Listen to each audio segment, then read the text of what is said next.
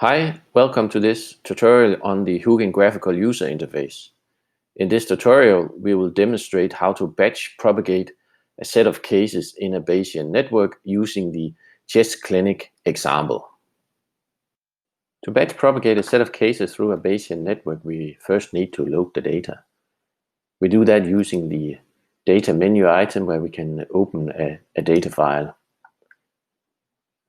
We select the browse and select the file that we want to load. So this is a file with 1000 cases.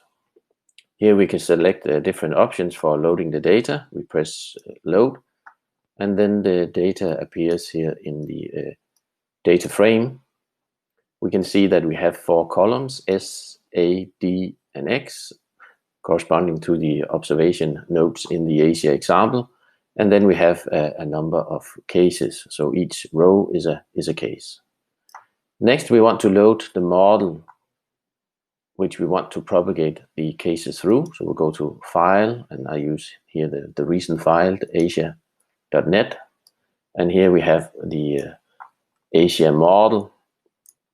It consists of 8 nodes. We have 3 disease variables. We have 2 risk factors, and we have 2 symptoms here of the diseases. In order to propagate the cases through this model, we need to compile the model. Now the model is compiled. In the data frame, we select which model to propagate the data through using the model select a run mode model. And here, since we only have the Asia model to select from, it's the only one that appears here. Now we have associated the Asia network with the data example.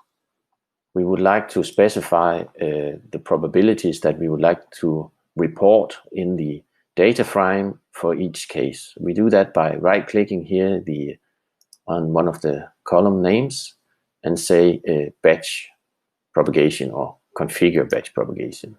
There are different options. Here we are interested in getting the beliefs for a certain state of a specific node. Let's assume we want to monitor the probability that a patient is suffering from lung cancer. The node has lung cancer here, has a unique name L, and we select the state that we want to include in the results. Once we have done that, we can see there's an additional column here in gray, and we have this P of L equal yes.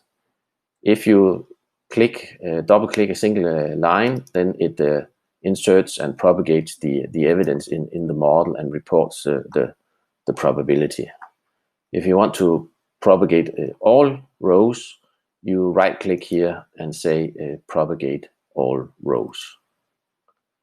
It does that rather quickly for this example, and now here we have the results for all the cases in the model. If you find that in your case one of these entries is red, and you try to propagate, then you get an error message that says state range of the node is insufficient for the chosen standard distribution.